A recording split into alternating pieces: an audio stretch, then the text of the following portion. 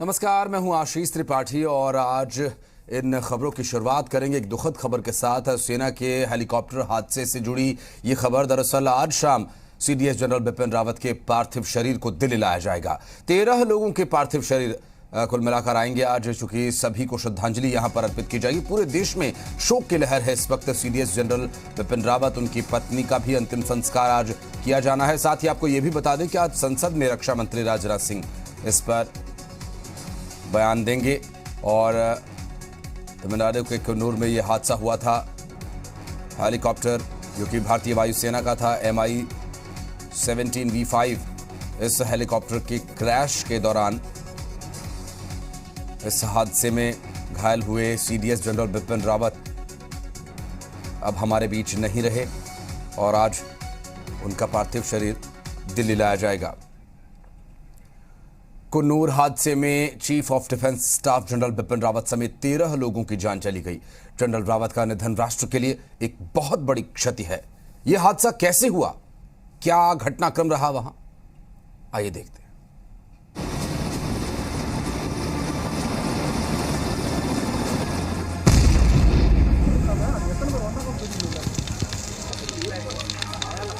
एक हादसा जिसने देश को हिला दिया। एक हादसा जिसके बाद हर चेहरे पर मायूसी छा गई।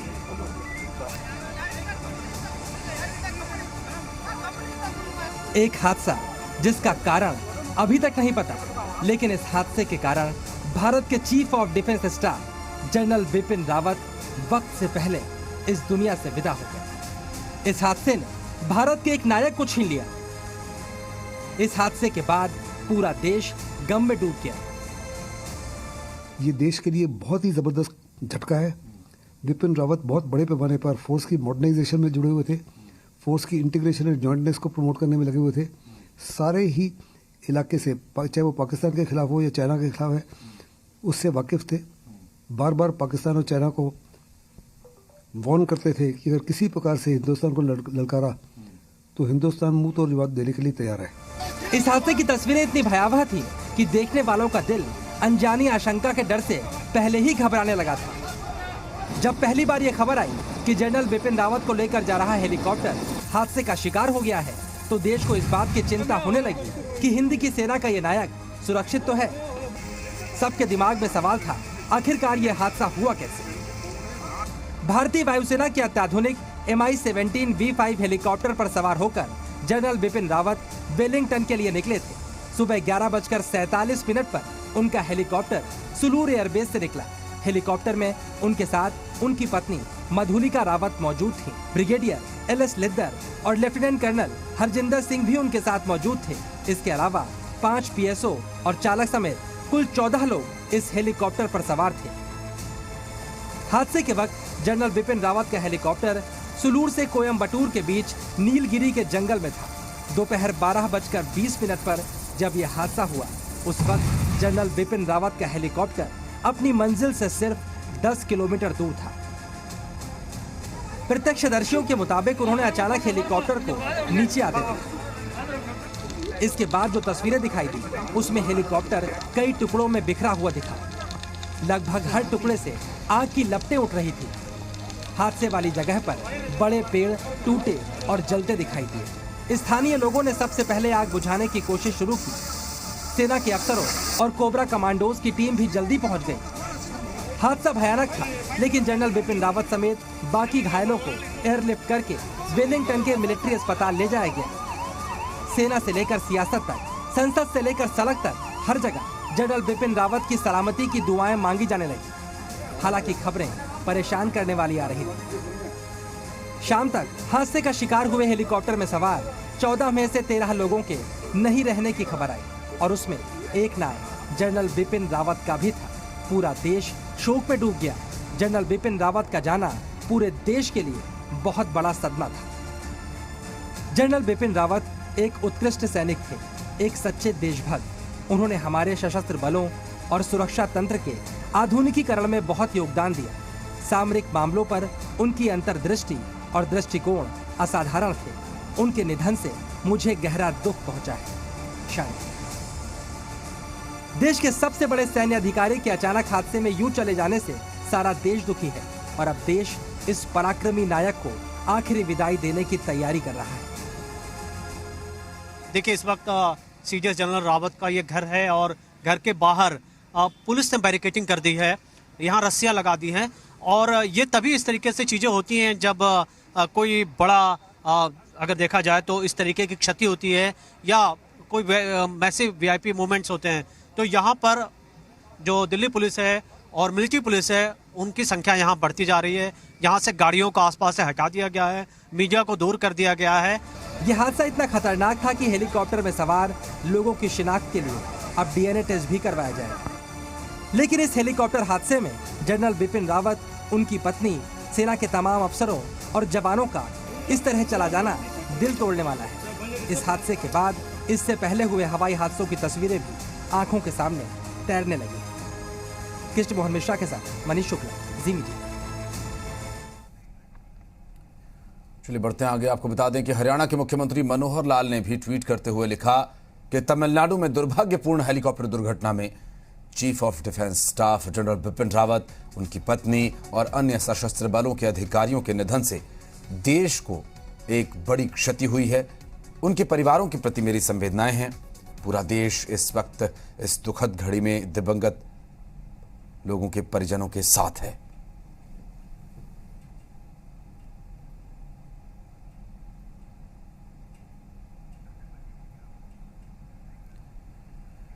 हरियाणा के नेता विपक्ष और कांग्रेस विधायक दल के नेता भूपेंद्र सिंह हुड्डा ने जनरल बिपिन रावत के निधन पर शोक प्रकट किया। सबसे पहले तो आज जो दुर्घटना घटी है हेलीकॉप्टर का, तो उस पर बड़ा अफसोस है हमारे को और हमारी सहानुभूति है जो जिनके प्राण गए। उसकी जांच तो हो ही रही है, जांच होनी चाहिए, पता लगना चाहिए। हिमाचल प्रदेश के मुख्यमंत्री जयराम ठाकुर ने सीडीएस जनरल बिपिन रावत के निधन पर शोक प्रकट किया। बिपिन रावत के परिवार के प्रति गहरी संवेदनाएं व्यक्त करते हुए सीएम जयराम ठाकुर ने कहा कि शिमला के साथ सीडीएस रावत का गहरा संबंध रहा है। तब स्तब्ध हैं इस सारी घटना से और कल्पना से परे की बात है। बहुत दुखद समाचार है। पूरा देश आज के इस समाचार सुनने के पश्चात शोक में है।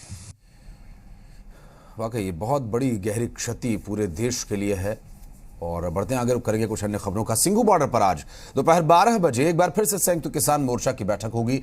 बुधवार को भारत सरकार के संशोधित प्रस्ताव पर संयुक्त किसान मोर्चा की बैठक में सहमति बन चुकी है, लेकिन संयुक्त किसान मोर्चा के नेताओं को सरकार से आधिकारिक चिट्ठी के इंतजार को लेकर अटकलें हैं। दरअसल आज की बैठक में मोर्चा हटाने को लेकर संयुक्त किसान मोर्चा औपचारिक फैसला भी ले सकता है।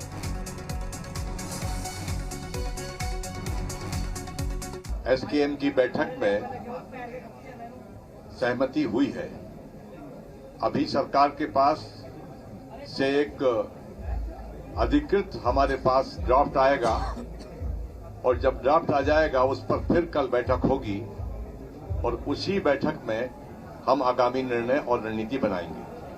तब तक के लिए हमारी तैयारियां यथावत हैं। आंदोलन को स्थगित करने का कोई प्रश्न नहीं है। आंदोलन हमारा निरंतर जारी है। आज पूरे एसकेएम के मीटिंग ने इसको सर्वसम्मति से उसको पास किया। पूरी सम्मति थी इस नए ड्राफ्ट के ऊपर जो सुधारित है, लेकिन हम ये भी चेतावनी देना चाहते हैं कि ये सिर्फ एक ड्राफ्ट है। हम इसको खत में कल तक हमें मिलना चाहिए। एसकेएम की तरफ से सभी ने, हरियाणा ने, पंजाब ने या जो भी साथी बीच में थे, सभी ने मिलके उस पर सहमति जता दी है कि जहां तक सरकार पहुंची है वहां तक हमारी सहमति है। एक बार इस आंदोलन को स्थगित जो है वो उस मांगों पर सहमति है और जैसा वो लिख के आएगा उसके बाद कल की जो है वो फिर मीटिंग रखी गई है। जैसे ड्राफ्ट सरकार पे आएगा, सरकार का आएगा, वैसे हमारी दोबारा से फिर मीटिंग करेंगे और मीटिंग करने के बाद फिर हम किसी नतीजे पे पहुंचेंगे। हरियाणा के गृह मंत्री अनिल विज का कहना है कि किसान आंदोलन अब समाप्ति की ओर है। संसद में मृतक किसानों की सूची दिखाकर मुआवजे की मांग करने वाले राहुल गांधी पर भी अनिल विज ने पलटवार किया।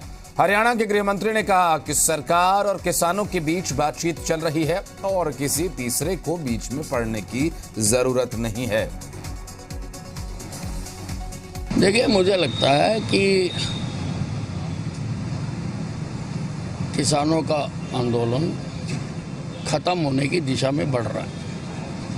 किसानों की और सरकार की सीधी आपस में बातचीत हो रही है। किसी तीसरे को बीच में दखल देने की आवश्यकता नहीं। और बढ़ते आगे आपको बता दें कि हरियाणा कांग्रेस के विधायकों ने बुधवार को नेता विपक्ष भूपेंद्र सिंह हुड्डा के नेतृत्व में राज्यपाल बंडारू दत्तात्रेय से मुलाकात की और इस दौरान एचपीएससी को भंग किए जाने की मांग को लेकर एक ज्ञापन सौंपा गया। भूपेंद्र सिंह हुड्डा ने कहा कि एचपीएससी में भर्ती घोटाले की जांच हाईकोर्ट के सिटिंग जज से उनकी निगरानी में होनी चाहिए। उन्होंने ये बताया कि राज्यपाल ने उनकी तरफ से सौंपे ज्ञापन से कार्रवाई का आश्वासन दिया है और देखना होगा क्या कार्रवाई इस संबंध में की जाती है।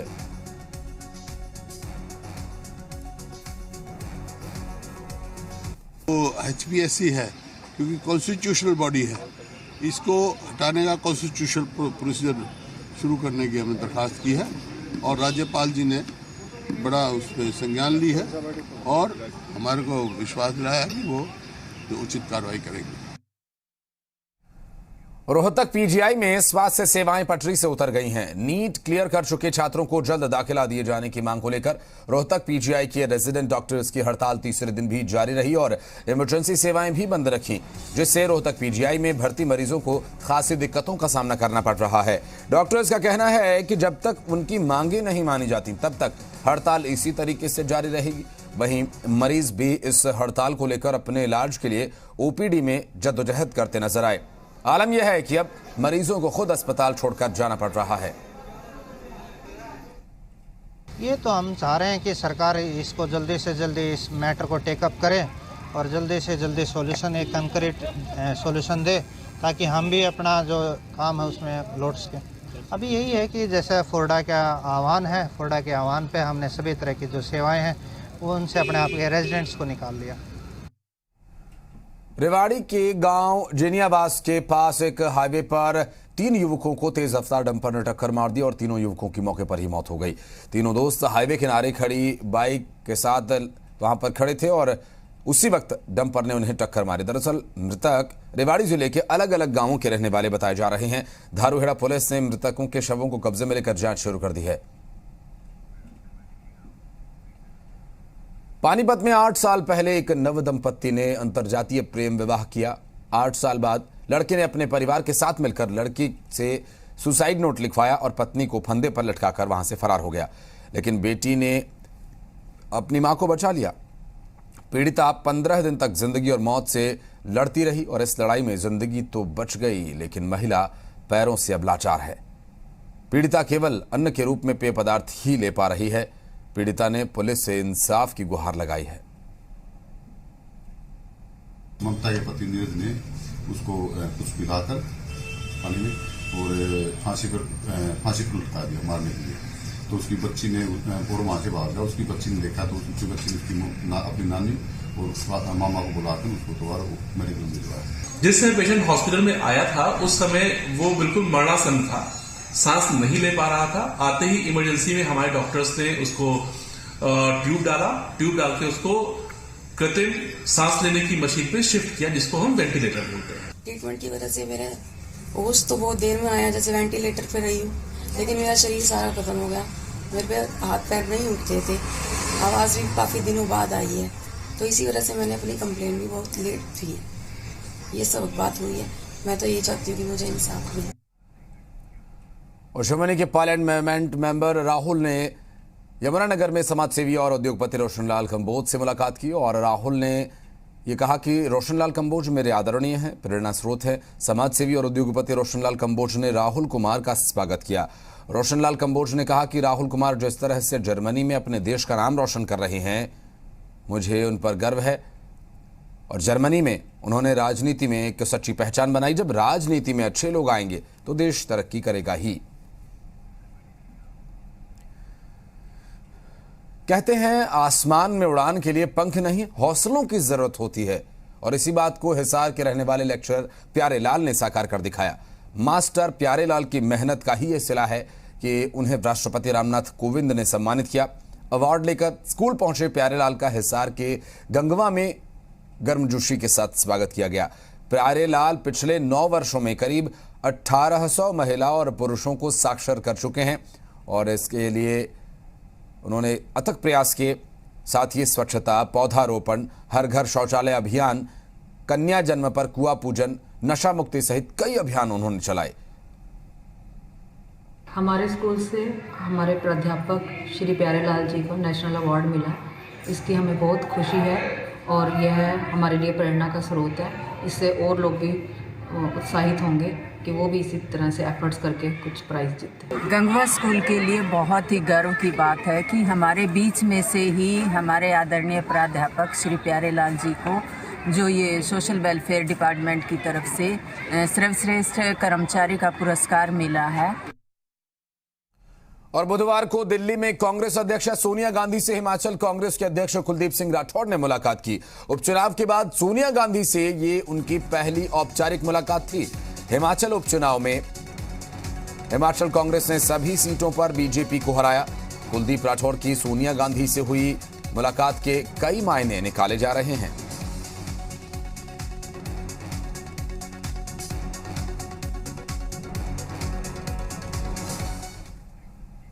मनाली के ऊंचाई वाले इलाकों और लाहौल में हुई बर्फबारी के बाद तापमान 0 डिग्री के आसपास आ गया है। अटल टनल के नॉर्थ पोर्टल में भी बर्फ जमी हुई है।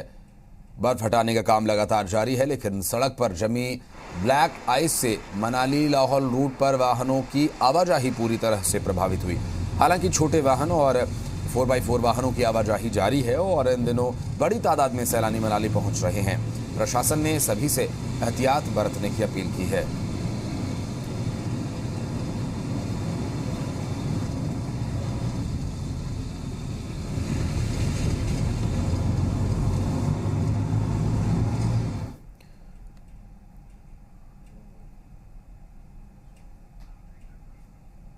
अब नजर डालेंगे 3